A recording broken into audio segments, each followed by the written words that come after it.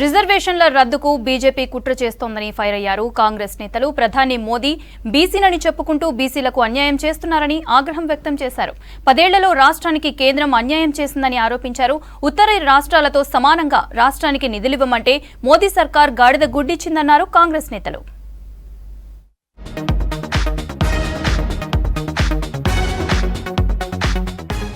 BJP బీసీల వ్యతిరేక party అన్నారు మంత్రి పొన్నం ప్రభాకర్. రిజర్వేషన్లను టచ్ చేస్తే తోడుకలు తీస్తామని హెచ్చరించారు. హైదరాబాద్ గాంధీ భవన్లో కుర్మ ఆత్మీయ సమ్మేళనంలో కాంగ్రెస్ నేతలు పాల్గొన్నారు. గొల్ల కుర్మల కోసం కార్పొరేషన్ ఏర్పాటు చేశామన్నారు పొన్నం. అని రాహుల్ గాంధీ గారు చెప్తుంటే నరేంద్ర మోడీ యొక్క ప్రకంపనలు, నరేంద్ర మోడీకి చెండాలు పట్టి 400 సీట్లు ఇవ్వండి అని రాముని పేరు చెప్పుకొని అక్షింతల పేరు చెప్పుకొని రాజకీయం ఆడుతున్నారు. ఒకవేళ రిజర్వేషన్ టచ్ చేసి చూస్తే తోడుకలు తీస్తారు ఆ కొరకాల మాట సందర్భంగా మనం చూస్తాను. నిన్న మొన్న కిషన్ రెడ్డి, బండి సంజయ్, మోహన్ భగవత్, అమిత్ షా మేము రిజర్వేషన్ తీయమంటారు, పెంచుతా అంటున్నారా? ముస్లిం రిజర్వేషన్ సాకుగా చూపెడతా ఉన్నారు. ప్రధాని మోదీ బీసీ అని చెప్పుకుంటూ రిజర్వేషన్ల ఎత్తివేతకు కుట్ర చేస్తున్నారని ఆరోపించారు. ప్రభుత్వ వైపు బీర్ల ఐలయ్య. గొల్ల కుర్మలు రాష్ట్ర వ్యాప్తంగా కాంగ్రెస్ పార్టీకి మద్దతు ఇవ్వాలి. ఇలా దేశంలో మోడీ బీసీ అని చెప్పుకుంటున్నాడు. మరి కాంగ్రెస్ పార్టీ మన కాబోయే ప్రధానమంత్రి రాహుల్ గాంధీ గారు ఇలా రిజర్వేషన్లు ఇస్తుంటే ఈ దుర్మార్గుడు రిజర్వేషన్ తీసేస్తా అంటున్నాడు. ఇప్పటికే మోడీ వచ్చిన తర్వాత రైతులను మొత్తం అది చేసి రైతులు ఉన్నటువంటి నల్ల చట్టాలను తెచ్చి ఇవాళ నల్ల ధనం తెస్తా అని చెప్పి నల్ల చట్టాన్ని తెచ్చిండు. రాజ్యాంగాన్ని మారుస్తా అని చెప్పి ఒక రకంగా ఇలా బీసీ రిజర్వేషన్లు తీస్తా అని చెప్పి ఇలా మీ ఉన్నటువంటి మోడీ ఒక కేడి ఇద్దరు కూడా ఆడుతున్నటువంటి నాటకాలు మీరు చూస్తున్నారు. ఇక్కడ బీజేపీ టీఆర్ఎస్ రెండు కూడా దోస్తాను చేస్తున్నాయి. బీసీల్లో కురుమల సంఖ్య ఎక్కువేనన్నారు కాంగ్రెస్ ఎమ్మెల్సీ మహేష్ కుమార్ యాదవ్. కొన్ని కారణాలతో బీసీలకు ఎక్కువ ఎంపీ టికెట్లు ఇవ్వలేదని చెప్పారు. కురుమల ఐక్యత మీరంతా ఏకదాటిగా నిలబడి మీకున్న సంఖ్యాపరంగా ఎక్కడైతే మీకు అవకాశాలు వస్తాయో అక్కడ మీరు నిరీక్షించగలిగితే మీ సంఖ్యకు తగ్గ ఫలితం దక్కే అవకాశం ఉంది. మా మిత్రుడు అలా గెలిచి మీకు కనీసం ఒక రిప్రజెంటేటివ్ దొరికిండు. చాలా కష్టపడతా ఉన్నారు. డెఫినెట్ కురుమల విషయానికి వచ్చినప్పుడు మళ్ళా ఫోటో పెట్టడమే కాదు, దానికి ధీటుగా అవకాశాలు రావాల్సిన అవసరం ఉన్నది. కేసీఆర్ బీసీలను ఆగం చేశాడన్నారు కాంగ్రెస్ సీనియర్ నేత మధుయాష్కి గౌడ్. కురుమలకు రానున్న రోజుల్లో మరిన్ని అవకాశాలు వస్తాయని చెప్పారు. బీజేపీ బీఆర్ఎస్ పార్టీ మనకు చదువుకోకుండా కులవృత్తులు చేసి బతుకమ్మన్నాడు. అధికారం మాత్రం కల్వకుంట్ల కుటుంబం చేతిలో పెట్టుకున్నాడు. వేలాది కోట్లు దోసుకున్నారు. కనీసం ఆర్డినరీ అపార్ట్మెంట్లో ఉంటుండే, టికెట్ కూడా పైసలు ఉండకపోతుండే కవితకి. ఇవాళ 10 సంవత్సరాల్లో ఇక్కడ దోసుకుని చాలక సిగ్గు లేకుండా ఢిల్లీకి వెళ్ళి లిక్కర్ స్కామ్ కూడా ఇరుక్కున్నది. ఆర్థిక దోపిడీ జరిగినది. ఇప్పుడు చదువుకు దూరం చేసి ప్రైవేట్ యూనివర్సిటీలు తీసుకొచ్చి బలహీన వర్గాలు ఇంకా బలహీనపడేటట్టుగా చేసింది బీఆర్ఎస్ పార్టీ ప్రభుత్వం. దానికి మద్దతుగా ఉన్నది బీజేపీ పార్టీ ప్రభుత్వం. ఉన్న ఆస్తిని అంతా దోచి కొన్ని పారిశ్రామికవేత్తలకు పెడతా ఉన్నారు. సో కాంగ్రెస్ పార్టీ మీ అందరితో కోరుకునేది ఏంటంటే మంచి చేసే రాహుల్ గాంధీతోనే ముందడుగు, మేలు చేసే రేవంత్ రెడ్డితోనే మనం ముందడుగు వేయాలని కోరుతూ 10 ఏళ్లలో కేంద్రం రాష్ట్రానికి చేసిందేమీ లేదంటూ గాడిద గుడ్డు పేరుతో వినూత్న ప్రచారం ప్రారంభించారు కాంగ్రెస్ నేతలు.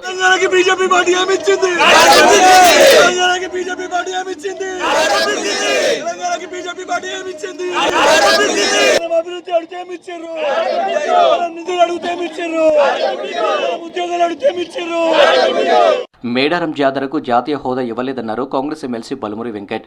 విభజన హామీలు అమలు చేయలేదన్నారు. కేంద్ర మంత్రిగా ఉన్న కిషన్ రెడ్డి రాష్ట్ర అభివృద్ధికి సహకరించలేదని విమర్శించారు. మేడారం సమ్మక్క సారక్క జాతరకి జాతీయ హోదా అడిగితే వాళ్ళు మాకు ఇచ్చిందేంది గాడిద గుడ్డు. ఐఏఎం అడిగితే మాకు ఇచ్చిందేంది గాడిద గుడ్డు. మెడికల్ కాలేజ్ అడిగితే మాకు ఇచ్చిందేంది, IIIT అడిగితే మాకు ఇచ్చిందేంది, ఉద్యోగాలు అడిగితే మాకు ఇచ్చిందేంది, ఏదైతే తెలంగాణను అభివృద్ధి పరిచినట్టే మాకు ఇచ్చిందేంది.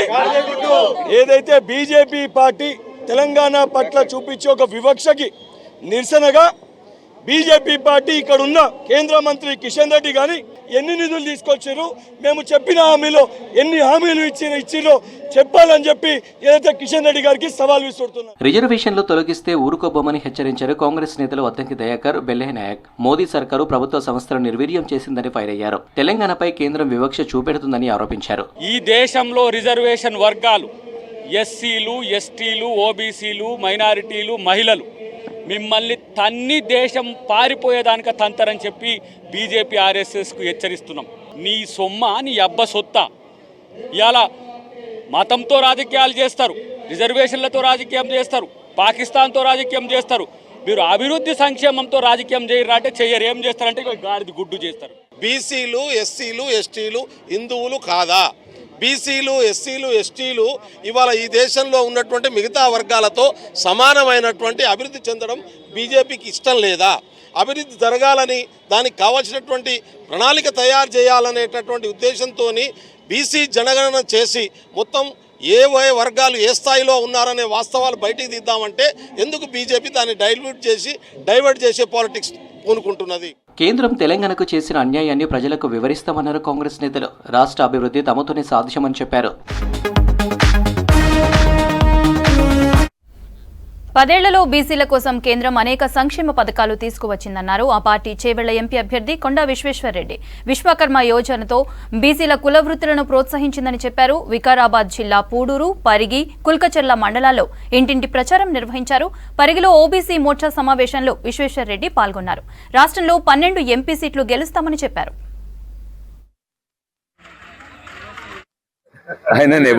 ఆయన కూడా నేను టూర్ పెట్టుకుంటే ఆయన కూడా పెట్టుకున్నాడు. యాత్ర పెట్టుకొని నక్షాలు తెప్పించుకుండ్రు. వాళ్ళోళ్ళే మాకు చెప్పిండ్రు. తర్వాత అది క్యాన్సిల్ చేసిండు నాట్ సక్సెస్ అయినాక. తర్వాత రోజు 8 గ్రామాలు తిరిగానని ఆయన మొదలు పెట్టిండ్రు. బషీరాబాద్లో ఆయన తరిమి వెళ్ళగొట్టిండ్రు. పెద్దేములు పోతే రాయి వేసిండ్రు. ఇంకెక్కడో పోతే అయితే 2 రోజుల తర్వాత అది కూడా బంద్ చేసుకుండ్రు. ఆయన ఎప్పుడూ తిరగలేదు గ్రామాలు. ఆయనను ఎవరు గుర్తుపట్టారు. ఈయన మీ ఎంపీ ఎవరంటే చాలా మందికి తెలియదు. కొంతమంది నా పేరు చెప్తున్నారు, కొంతమంది ఏమో సునీతా మహేందర్ రెడ్డి గారి పేరు చెప్తున్నారు. ఆయన తిరగగలగడు. ఆయన రాజకీయాలంటే రియల్ ఎస్టేట్ డీల్ పెద్ద ఎమ్మెల్యేలతో చేసుకుంటాడు. తర్వాత 20 మంది జీతగాళ్ళని పెట్టుకుంటారు. సోషల్ మీడియాలో చేయంటందుకు, మీటింగ్లో చేయంటందుకు. అంతే. ఆయన క్యాడర్ లేదు, ఏం లేదు. ఓన్లీ ఆ హనుమాన్ల గుడి కూలగొట్టించిండు అని ఆయన company Akbar red fort company ఆ గుడిలో స్కామ్ చేసిండు. అంతకుముందు కోళ్ళదాన స్కామ్ చేసిండు. ఇవన్నీ కూడా మళ్ళా ఆయన అంటే ఆయన మీద దుష్ప్రచారం. ఆయన మీద చేసింది వాళ్ళ ఇప్పుడున్న ముఖ్యమంత్రి, ఉప ముఖ్యమంత్రి బట్టి విక్రమార్క, ఇంకా వాళ్ళ బీజేపీ కాంగ్రెస్ పార్టీ గాంధీ భవన్ లా వాళ్ళ సొంత నాయకులు ఆయన మీద విమర్శ చేసిండు. అవన్నీ నేను చెప్తున్నాను. ముంగట బీజేపీలో వివిధ మోర్చాలు ఉన్నాయి. ఆ మోర్చాలన్నీ కూడా యాక్టివేట్ అయినాయి. ఈరోజు ఇక్కడ పరిగిల ఓబీసీ మోర్చా సమావేశం ఉండే, అట్లనే పరిగిల బీజేవైఎం అంటే యూత్ మోర్చా వాళ్ళ సమావేశం అయింది. రేపు ఎస్సీ ఎస్టీలతోటి మరి ఎస్సీ మోర్చలు ఇంకా మందకృష్ణ మాదిగ గారు మీటింగ్ పెడతారు, ఎంఆర్పిఎస్. సో ఈరోజు సంధి అన్ని మోర్చలు యాక్టివేట్ అయినాయి. అండ్ మోర్చలు అంటే ఏదో పేపర్ మీద ఉన్నాయి. వాళ్ళు కట్టుబడిన కార్యకర్తలు, వాళ్ళ గుండెల జాతీయవాదం ఉంటుంది. పనులు ఇడిచిపెట్టుకొని పనిచేస్తారు. ఇప్పటిసారి మొదలు పెడతారు. ఈసారి మరీ ఉత్సాహంగా ఉన్నది. ఎందుకంటే ఇన్నేళ్ల తర్వాత మళ్ళీ బీజేపీ ఎంపీ గెలిపించే అవకాశం ఉన్నది. వాతావరణం మొత్తం మారింది ఈ అసెంబ్లీ ఎలక్షన్స్ నుంచి ఇప్పటి వరకు. అయితే అందుకే ఉత్సాహంగా అన్ని మోర్చాల మీటింగ్ మాత్రమే ఇంత పెద్దగా 1000 మందితో అవుతుంది. ఆడ 1500 మందితోటి యువ మోర్చా అవుతుంది. ప్రతి దగ్గర జాయినింగ్. కంటోన్మెంట్ నియోజకవర్గం రసూల్పుర తాడ్బండ్లో ఇంటింటి ప్రచారం చేశారు కాంగ్రెస్ అభ్యర్థి శ్రీ గణేష్. కంటోన్మెంట్లో ఏ బస్తీలో చూసినా సమస్యలే ఉన్నాయని విమర్శించారు. తనను గెలిపిస్తే నీళ్ల సమస్యల పరిష్కరిస్తామని చెప్పారు. పేదలకు ఇందిరమ్మ ఇండ్లు ఇప్పిస్తానని తెలిపారు. బ్రహ్మాండంగా స్పందన ఉంది. ఎవరు చూసినా కూడా కాంగ్రెస్ ప్రభుత్వం అభ్యర్థి అయిన శ్రీ గణేష్ గెలవాలి. కాంగ్రెస్ పార్టీతోటే, ప్రభుత్వంతోటే డెవలప్మెంట్ అవుతుంది. గత ఎన్నో సంవత్సరాల నుంచి వెనుకబడిపోయిన మన నియోజకవర్గం మళ్ళీ మార్పు రావాలి, అభివృద్ధి జరగాలంటే కాంగ్రెస్ గెలిస్తేనే అభివృద్ధి జరుగుతుందని ఈ ఎలక్షన్లో అందరూ ఏమంటున్నారంటే అభివృద్ధి గురించి జరుగుతున్నట్టుంది ఈ ఎలక్షన్. ఎందుకంటే ఎన్నో సంవత్సరాల నుంచి వీళ్ళు ఆశించిన ఫలితాలు దక్కలేదు. వీళ్ళ బస్తీల సమస్యలు అలానే ఉంది, వీళ్ళకు నీళ్ళ సమస్యలు అలానే ఉంది, వీళ్ళకు మహిళలకు కూడా కావాల్సిన వసతి ఇప్పటిదాకా కల్పించలేదు. ఎక్కడ చూసినా బాధ, ఎక్కడ చూసినా సమస్యని. ఇవన్నీ పరిష్కారం కావాలంటే కాంగ్రెస్ పార్టీ గెలిస్తేనే సాధ్యమవుతుంది అనేసి ప్రజలందరూ కంకణం కట్టుకుని ఆశీర్వదిస్తారు. వాటర్ సమస్య అయితే మీకు అప్పటి నుంచే తెలుసు. ఇది జిహెచ్ఎంసీ లిమిట్స్లో ఆల్టర్నేట్ డేస్ నీళ్ళు వస్తుంది. మన దగ్గర అయితే 5-6 రోజులకు కూడా దిక్కులేని పరిస్థితి. ఇప్పుడు మన ప్రభుత్వం వచ్చింది, ఎలక్షన్ కోడ్ ఉంది కాబట్టి ఇప్పుడు ఎలక్షన్ కోడ్ తర్వాత ఖచ్చితంగా వీళ్ళందరికీ నీళ్ళు అందే విధంగా మేము కృషి చేసి, ముఖ్యమంత్రి గారు కూడా చెప్పారు మొన్న అన్ననగర్ రోడ్ షోకి వచ్చినప్పుడు కూడా, ఖచ్చితంగా పట్టాలు ఇస్తాం, పట్టాలు లేని వాళ్ళకి ఇల్లు లేని వాళ్ళకి ఇందిరమ్మ ఇల్లులు కట్టిస్తాం. ఈ నీళ్ళ సమస్యని శాశ్వతంగా పరిష్కారం చేసి అందరికీ నీళ్లు దక్కే విధంగా ముందుకెళ్తామని వారు చెప్పడం జరిగింది. స్వయాన ముఖ్యమంత్రి గారు రావడం, వారిలందరికీ హామీ ఇవ్వడం చాలా గొప్ప విషయం. ఇది మనకు వారు ఎంపీగా ఉండి ఈరోజు ముఖ్యమంత్రిగా ఉండడం కూడా చాలా సంతోషకరమైన విషయం. ఎందుకంటే వారికి స్థానిక సమస్యలన్నీ అవగాహన ఉంది. ప్రతి సమస్య పరిష్కారం చేస్తా అని కూడా. రాష్ట్రానికి వడగాల్పుల హెచ్చరికలు జారీ చేసింది వాతావరణ శాఖ. రేపటి నుంచి వచ్చే 4 రోజులు వడగాల్పుల తీవ్రత ఎక్కువగా ఉంటుందని తెలిపింది. రాష్ట్ర వ్యాప్తంగా ఉష్ణోగ్రతలు ఇంకా పెరిగే అవకాశం ఉండడంతో జాగ్రత్తగా ఉండాలని సూచించారు వాతావరణ శాఖ అధికారులు. పలు జిల్లాలకు అలర్ట్లు జారీ చేశారు.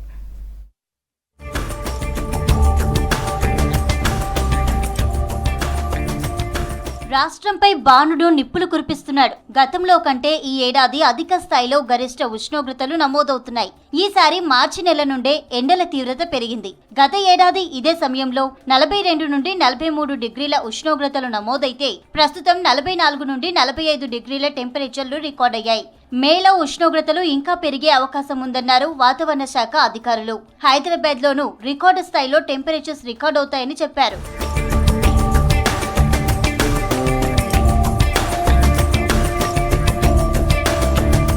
ఎండ తీవ్రత మరో 3 రోజులు పెరిగే ఛాన్స్ ఉండడంతో పలు జిల్లాలకు ఆరెంజ్ అలర్ట్ జారీ చేశారు వాతావరణ శాఖ అధికారులు.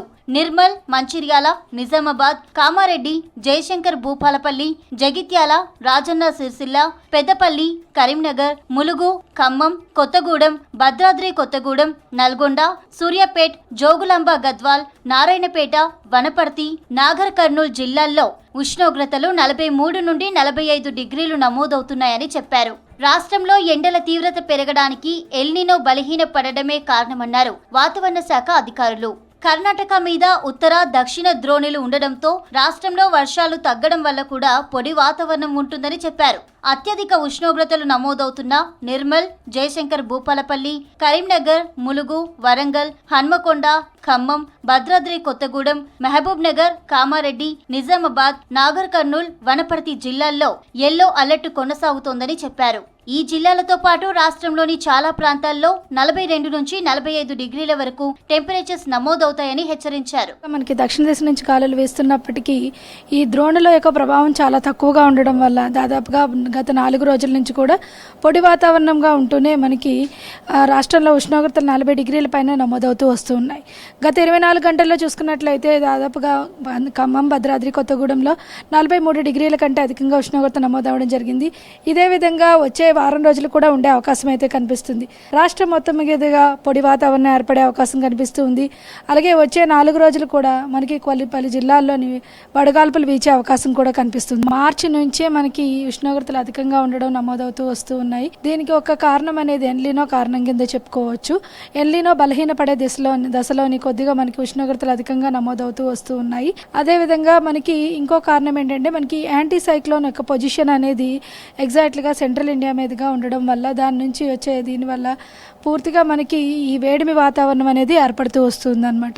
దాదాపుగా మనకి ఉత్తర దక్షిణ ద్రోణి అనేది కూడా చాలా వరకు ఇంటీరియర్ కర్ణాటక మీదుగా ఉండడం వల్ల, తెలంగాణ మీదుగా మనకి వర్షపాత సూచన కూడా తగ్గడం వల్ల, పూర్తిగా పొడి వాతావరణం ఉండడం వల్ల మనకి వచ్చే 5 రోజులు కాకుండా గత 4 రోజుల నుంచి కూడా మనకి ఈ ఉష్ణోగ్రతలు దాదాపుగా 40 డిగ్రీల పైన నమోదవుతూ వస్తూ ఉన్నాయి. ఎండలకు తోడు వడగాల్పులు రాష్ట్రం మీద ప్రతాపం చూపెడుతున్నాయి. మంగళవారం నుంచి 4 రోజులు వడగాల్పులు ఎక్కువ అవుతాయన్నారు వాతావరణ శాఖ అధికారులు. 13 జిల్లాల్లో వడగాల్పులు తీవ్ర ప్రభావం చూపుతాయంటూ ఆరెంజ్ అలర్ట్ జారీ చేశారు. మనకి వచ్చే 5 రోజులు కాకుండా గత 4 రోజుల నుంచి కూడా మనకి ఈ ఉష్ణోగ్రతలు దాదాపుగా 40 డిగ్రీల పైన నమోదవుతూ వస్తూ ఉన్నాయని, కొన్ని చోట్ల మనకి 42 నుంచి 44 డిగ్రీలు కూడా ఉష్ణోగ్రతలు నమోదవడం జరిగింది. అయితే వచ్చే ఈ వారం రోజుల్లో చూసుకున్నట్లయితే ఈ 4 రోజులు కూడా కొద్దిగా క్రూషియల్.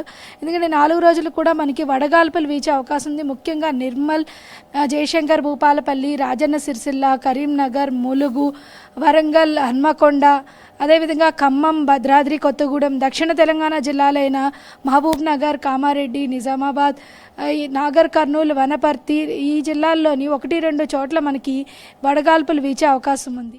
మే నెల మొత్తం ఎండలు తీవ్రంగా ఉంటాయన్నారు వాతావరణ శాఖ అధికారులు. ఉదయం 10 నుండి సాయంత్రం 4:30 వరకు ప్రయాణాలు చేయొద్దని చెప్పారు. ఒకవేళ ఇంటి నుంచి బయటకు వస్తే వాటర్ బాటిల్, ORS ప్యాకెట్, మజ్జిగ దగ్గర ఉంచుకోవాలని సూచిస్తున్నారు.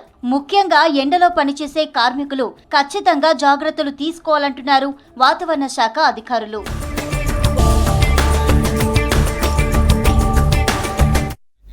మే 7 నుండి ప్రారంభమయ్యే ఎబ్సెట్కు ఏర్పాట్లు పూర్తయ్యాయి. గతంతో పోలిస్తే ఈసారి ఎబ్సెట్కు దరఖాస్తులు పెరిగాయన్నారు అధికారులు. విద్యార్థులకు ఎలాంటి ఇబ్బందులు లేకుండా పరీక్షను నిర్వహిస్తామని చెప్పారు.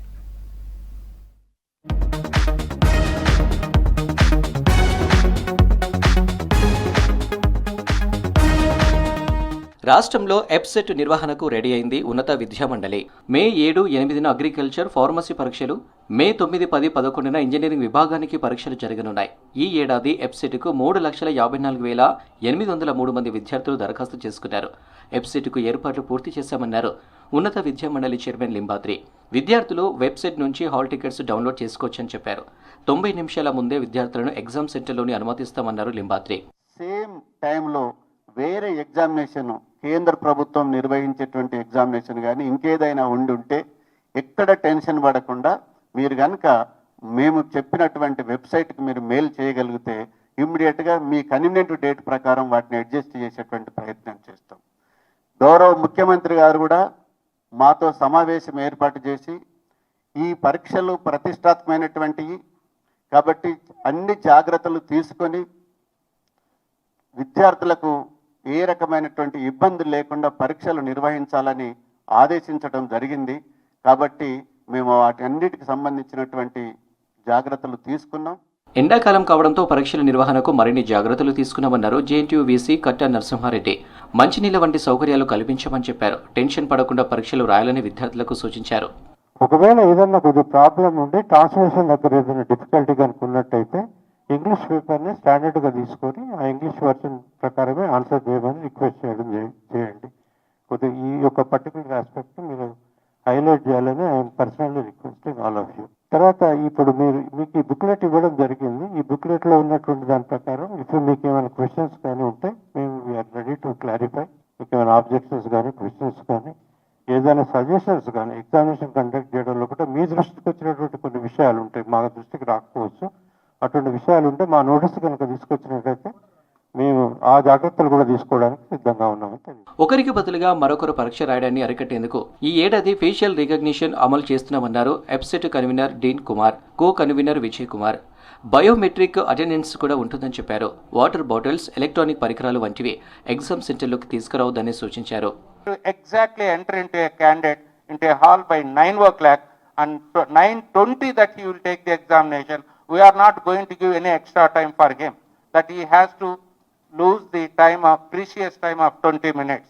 Therefore, I request all media friends, please give a wide coverage on this factor because minimum 20 minutes of time is required. However, that we are going to verify their fingerprint through biometric and also facial recognition. And any impersonate cases, a severe action will be initiated against them. ఎబ్సెట్ 2 సెషన్లలో జరగనుంది. ఉదయం 9 గంటల నుండి మధ్యాహ్నం 12 గంటల వరకు మొదటి విడత, మధ్యాహ్నం 3 గంటల నుండి సాయంత్రం 6 గంటల వరకు రెండో విడత పరీక్ష నిర్వహించనున్నారు.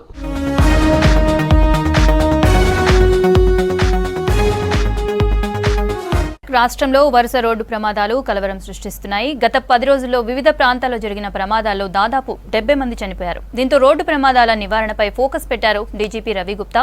భద్రతా ప్రమాణాలు పాటించేలా చూసి ప్రమాదాలు తగ్గించాలని సూచించారు.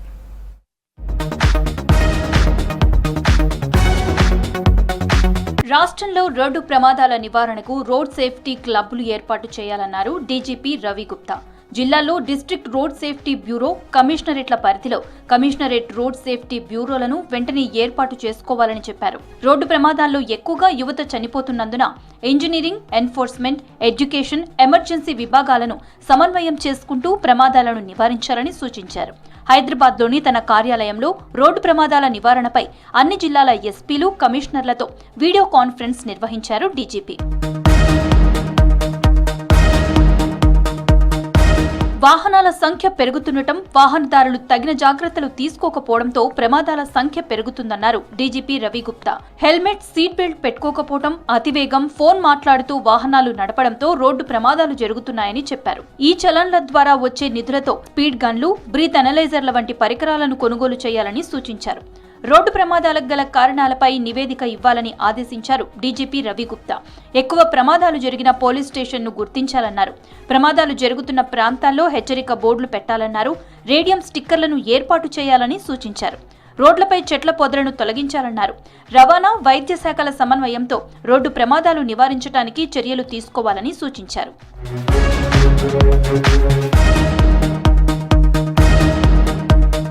ప్రమాదాలు జరుగుతున్న నేషనల్ హైవేల్లో వాహనాల స్పీడ్ను నియంత్రించాలన్నారు డీజీపీ రవి గుప్తా. గంటకు 80 కిలోమీటర్లు దాటకుండా చూడాలని చెప్పారు. నేషనల్, స్టేట్ హైవేల్లో పెట్రోలింగ్ పెంచాలని, దీంతో తాగి వాహనాలు నడిపేవారి సంఖ్య తగ్గుతుందని తెలిపారు. హైవేలపై రోడ్ సేఫ్టీ పోలీస్ స్టేషన్ల సంఖ్యను పెంచడానికి ప్రయత్నిస్తున్నామన్నారు పోలీస్ బాస్. ఈ స్టేషన్లకు 3 వాహనాలు క్షతగాత్రులను కాపాడడానికి హైడ్రాలిక్ కాంబీ టూల్ వంటివి ఇస్తామని చెప్పారు. రోడ్డు ప్రమాదాలు జరిగినప్పుడు ఘటనా స్థలానికి 5 నిమిషాల్లో అంబులెన్సులు చేరుకునేలా చర్యలు తీసుకోవాలన్నారు. రోజు ప్రమాదాలు జరిగే ప్రాంతాలను బ్లాక్ స్పాట్ గుర్తించాలన్నారు డీజీపీ. ప్రమాదాలు జరగకుండా ప్రత్యేక చర్యలు తీసుకోవాలని సూచించారు.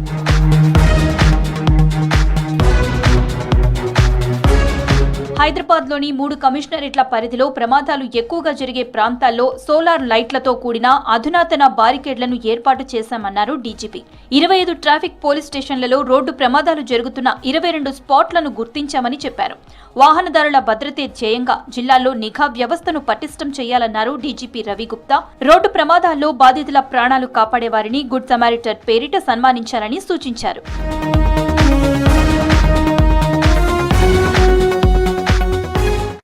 వరంగల్ కాకతీయ విశ్వవిద్యాలయంలో కవులు, కళాకారులపై జరిగిన దాడిని సెక్యులర్ రైటర్స్ ఫోరం ఖండించింది.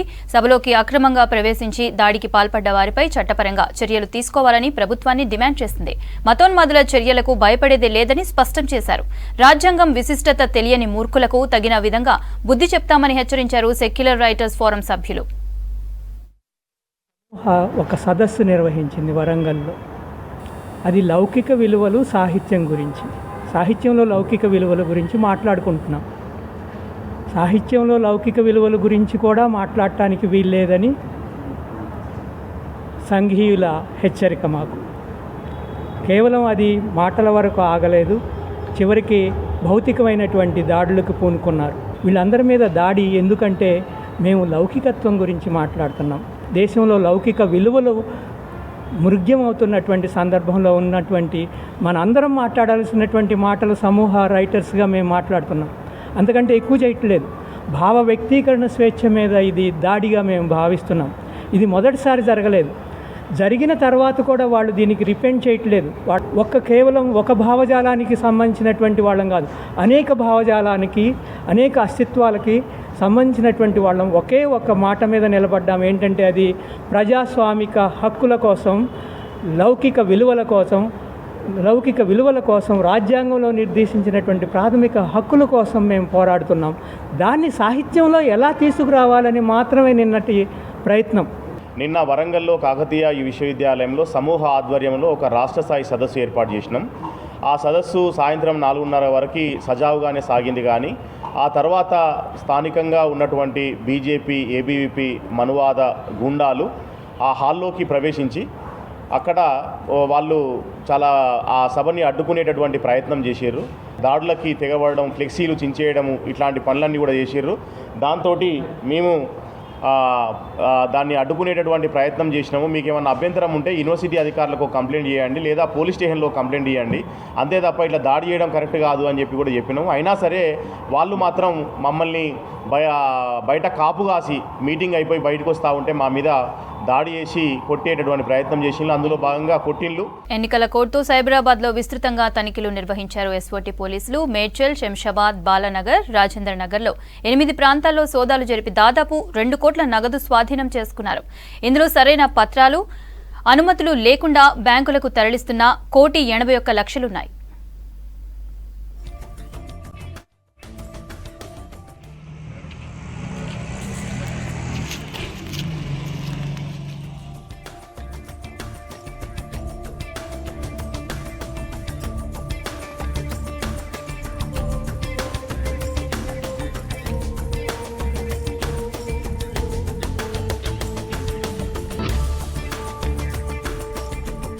హైదరాబాద్ వెస్ట్ జోన్లో రోడ్డు ప్రమాదాలు ఎక్కువయ్యాయి. Drunk and drive, rash driving, minor డ్రైవింగ్తో ప్రమాదాలు జరిగి చాలా మంది చనిపోతున్నారు. అయితే రోడ్డు ప్రమాదాల నివారణపై ఫోకస్ పెట్టామంటున్నారు ట్రాఫిక్ పోలీసులు. రోడ్ల విస్తరణ వంటి చర్యలు తీసుకుంటున్నామంటున్న పంజాగుట్ట ట్రాఫిక్ ఏసీపీ హరిప్రసాద్తో Ratna face to face. Hyderabad నగరంలో ఉన్నటువంటి ముఖ్యమైన జోన్లలో ట్రాఫిక్ పరంగా వెస్ట్ జోన్ అనేది చాలా కీలకంగా ఉంటుంది. ముఖ్యంగా ఇటు విఐపి మూమెంట్ కావచ్చు, ప్రజల రద్దీ కావచ్చు, జంట నగరాలను ఇంటరాక్ట్ చేసినటువంటి ఏరియాలలో వెస్ట్ జోన్కు ఒక ప్రాధాన్యత ఉంటుంది. అయితే ఇలాంటి వెస్ట్ జోన్లో ఈ మధ్య కాలంలో వరుసగా యాక్సిడెంట్లు జరగడం కూడా ప్రయాణికులను కొంత కలవరానికి గురి చేస్తుంది. మరి యాక్సిడెంట్లు ఎందుకు జరుగుతున్నాయి, ట్రాఫిక్ను విస్తరించడానికి కావచ్చు, ఇటు ట్రాఫిక్ రద్దీని తగ్గించడానికి, యాక్సిడెంట్లను అరికట్టడానికి అసలు ట్రాఫిక్ పోలీసులు ఎటువంటి చర్యలు తీసుకుంటారు వంటి విషయాలు తెలుసుకునే ప్రయత్నం చేద్దాం. ప్రస్తుతం మనతో ఇటు పంజాగుట్ట ట్రాఫిక్ ఏసీపీ హరిప్రసాద్ గారు ఉన్నారు. ఆయన అడిగి మరిన్ని వివరాలు తెలుసుకుందాం. సార్, ముఖ్యంగా ఈ వెస్ట్ జోన్ పరిధిలో జరుగుతున్నటువంటి యాక్సిడెంట్కు సంబంధించి ముఖ్యంగా అంటే ఒకే ప్రాంతంలో అనేక సార్లు కూడా యాక్సిడెంట్లు జరగడానికి సంబంధించి ఈ కారణం ఏమై ఉందంటారు? జనరల్గా అంటే వెహికులర్ ట్రాఫిక్ కూడా పెరిగింది. కొంతమంది ఇప్పుడు ఈ మధ్యకాలంలో జరిగిన యాక్సిడెంట్ల మెజారిటీ ఈ డ్రంకెన్ స్టేట్లో వాళ్ళు వెహికల్స్ నడపడం వల్ల జరిగినాయి. ఫర్ ఎగ్జాంపుల్ మనకి రోడ్ నెంబర్ 36 కావచ్చు, ఒక 2-3 అయినాయి. అదేవిధంగా రోడ్ నెంబర్ 3 కావచ్చు, అదేవిధంగా రోడ్ నెంబర్ 10, అదే జూబ్లీ చెక్ పోస్ట్, ఈ ప్రాంతాల్లో మెజారిటీ జరిగిన యాక్సిడెంట్లు వాళ్ళు డ్రంకెన్ స్టేట్లో ఉన్నప్పుడు జరిగింది. ట్రాఫిక్ని వెస్ట్ జోన్లో ట్రాఫిక్ని అరికట్టడానికి ముందు అసలు ఎటువంటి చర్యలు తీసుకుంటున్నారు? ఇప్పుడు ట్రాఫిక్ పరిస్థితి ఎట్లా ఉంది? ఇప్పుడు మా సిపి గారు అదేవిధంగా మా డీసీపీ గారి ఆదేశాల మేరకు మేము మా దగ్గర ఇంజనీరింగ్ సెల్ కూడా ఉంటుంది. అదేవిధంగా జిహెచ్ఎంసీ వాళ్ళ సహకారం కూడా తీసుకొని మేము ఇంపార్టెంట్ ఉన్న దగ్గర మనం సైన్ బోర్డ్స్ పెడతాం. అదేవిధంగా మనం వాళ్ళని ఈ డ్రంకర్స్ ఎవరైతే వాళ్ళని కంట్రోల్ చేయడానికి మనం రెగ్యులర్గా డ్రంక్ అండ్ డ్రైవ్ మనం ఆర్గనైజ్ చేస్తున్నాం. దాంట్లో భాగంగా డ్రంక్ అండ్ డ్రైవ్ పెట్టడం వల్ల ఎవరైతే ఈ పబ్బుల్లో కానీ బార్లో కానీ తాగిన వాళ్ళు కంట్రోల్గా మనం చెక్ చేస్తున్నట్టయితే వాళ్ళు తాగినప్పుడు వాహనం నడవడానికి భయపడతారు. అదేవిధంగా మేము మా సిపి గారి ఆదేశాల వరకు రెగ్యులర్గా చేస్తున్నాం. దాంతో మనం చాలా వరకు కంట్రోల్ చేయగలుగుతున్నాం. కొన్ని చోట్ల ప్రధానంగా ఉన్నటువంటి కొన్ని అడ్డుగా ఉన్నటువంటి కొన్ని స్టాచ్యూస్ కావచ్చు, లేకపోతే ఇతర అటు ఆల్రెడీ ఎస్టాబ్లిష్ అయినటువంటి ఎస్టాబ్లిష్మెంట్లను కూడా కొంత తొలగిస్తున్నారు. సో వీటికి సంబంధించి జిహెచ్ఎంసీతో ఎట్లా ఇంటరాక్ట్ అయ్యి ఈ పనులన్నీ ముందు? ఫర్ ఎగ్జాంపుల్ మీరు చూడండి, ఈ మధ్య జర్నలిస్ట్ కాలనీ ఉంటుంది మనకి జూబ్లీస్లో. అప్పుడు అక్కడైతే విగ్రహం అనేది మనం రోడ్డు మధ్యలో మిడిల్ ఆఫ్ ది రోడ్లో ఉండి ఇబ్బందికరంగా ఉండే వాళ్ళని కన్విన్స్ చేసి వాళ్ళు కూడా కన్విన్స్ అయ్యారు. మా సిపి గారి ఆదేశాల వరకు మేము వాళ్ళని ఇంటరాక్ట్ కావడం వల్ల వాళ్ళు కన్విన్స్ అయ్యి ఆ విగ్రహం నుంచి షిఫ్ట్ చేసి మిడిల్ ఆఫ్ ది మన డివైడర్ దగ్గర తీసుకురావడం జరిగింది. దాంతో మనకి స్పేస్ వచ్చింది. అదేవిధంగా జిహెచ్ఎంసీ వాళ్ళు కూడా కోఆపరేట్ చేసి వాళ్ళే దాన్ని షిఫ్ట్ చేయడం వల్ల ఆ ఏరియాలో కొంతవరకు ట్రాఫిక్ క్లియర్ అయింది. అదేవిధంగా ఇంకా ప్రభుత్వం కూడా ఇందులో చొరవ తీసుకొని మనకి ఒకటి ఇసు కూడా బస్తీ, అదేవిధంగా రహమత్ నగర్, అక్కడ అన్నీ కొన్ని విస్తరణ కార్యక్రమంలో భాగంగా కొన్ని సిగ్నల్స్ పెట్టాం, సిగ్నల్స్ లేని కాడ. అదేవిధంగా రోడ్డు వెడల్పు చేసి ఈ ట్రాఫిక్ సమస్యను అధిగమించడానికి కొన్ని ప్రభుత్వం కూడా కొంత శాంక్షన్ చేయడం జరిగింది అమౌంట్. ఆ విధంగా ఈ ట్రాఫిక్ అనేది కొంచెం ఈజీగా ఉండేటట్టు, అది విఐపీస్ కూడా ఎక్కడ మూమెంట్కి ఇబ్బంది లేకుండా మనం ట్రిపుల్ రైడింగ్ అది, అదేవిధంగా టింటెడ్ గ్లాస్ ఫిల్స్ పర్టికులర్గా చూస్తున్నాం. మా సిపిగా చాలా ఇంట్రెస్ట్ అందులో. ఈ విజిబుల్ పోలీసింగ్ పర్టికులర్గా సిపి గారు చాలా ఇంట్రెస్ట్ చూపిస్తారు, మా మీద చెప్తారు రెగ్యులర్గా. For example Jubilee check post కావచ్చు, అదే పంజాగుట్ట కావచ్చు, అదేవిధంగా రోడ్ నెంబర్ 12, అగ్రసేన ఐలాండ్, ఇట్లా వేరియస్ ప్లేసెస్లో మేము ఇప్పుడు మా దగ్గర ఉండి మా యొక్క కానిస్టేబుల్ కానీ, హెడ్ కానిస్టేబుల్స్ కానీ, మా ఇన్స్పెక్టర్స్ కానీ ఆ స్పెసిఫిక్గా సెంటర్లో ఉండి వాళ్ళు తమ సౌండ్ సిస్టమ్ అంటే మైక్స్ పట్టుకొని ప్రజలు అలర్ట్ చేయటం, ట్రిపుల్ రైడింగ్ రావద్దు, అదేవిధంగా సెల్ ఫోన్ డ్రైవింగ్ చేయొద్దు, అంటే ప్రమాదానికి ఇబ్బంది, హెల్మెట్స్ పెట్టుకోవాలి, ధరించాలి, లేకపోతే మీకు ఫైన్ పడుతుంది, ఫ్రీ లెఫ్ట్ బ్లాక్ చేయొద్దు, ఇట్లా మేము స్పెసిఫిక్గా వాళ్ళతో ప్రజలను అలర్ట్ చేసుకుంటూ ఈ యొక్క ట్రాఫిక్ని కంట్రోల్ చేస్తాం. NH-65 Panjagutta SR Nagar connectivity ఉన్నటువంటి మెయిన్ రోడ్ ఏదైతే ఉందో, ఇక్కడ ఇటు ఈ మెట్రో స్టేషన్స్ కింద కొంతమంది వ్యాపారస్తులు ఇవన్నీ కూడా కొంత రోడ్డుకి ఇబ్బందికరమైనటువంటి పరిస్థితులు, చిన్న బండ్లు లాంటివి ఉండటం, ఇట్ల వల్ల ఇబ్బందులు తలెత్తున్నటువంటి పరిస్థితులు ఉన్నాయి. వీటికి సంబంధించి కూడా ఏమైనా యాక్షన్స్ తీసుకునే అవకాశాలు ఉన్నాయా? కరెక్టే, మీరు చెప్పింది కొంతవరకు ఉన్నది. అది పర్టికులర్గా మనకి పంజాబ్ వచ్చి టువర్డ్స్ ఎర్రగడ్డ ఆ 65 రోడ్డు పోయేటప్పుడు ఆ మైత్రి వనం దగ్గర మెట్రో స్టేషన్ కింద కొంతమంది వాహనదారులు పర్టికులర్గా వాళ్ళు అనాథరైజ్డ్గా పార్కింగ్ చేయడం మేము గమనించినాం. అది వాటి మీద స్ట్రిక్ట్గా మనం రోజు రెగ్యులర్గా వాళ్ళ మీద చలాన్స్ ఇంపోజ్ చేస్తాను. అదేవిధంగా చిరు వ్యాపారులకు కూడా వాళ్ళకి కన్విన్స్ చేసి చెప్పి అక్కడ నుంచి తరలించడం జరుగుతుంది. త్వరలోనే అవన్నీ క్లియర్ అయిపోయి ట్రాఫిక్ జామ్ కాకుండా చూసుకుంటాం. ఖచ్చితంగా వెస్ట్ జోన్ పరిధిలో ట్రాఫిక్ పరమైనటువంటి ఇబ్బందులు తలెత్తకుండా ముఖ్యంగా జరుగుతున్నటువంటి ఈ యొక్క యాక్సిడెంట్లని నిర్మూలించడానికి తగిన చర్యలు తీసుకుంటున్నాము.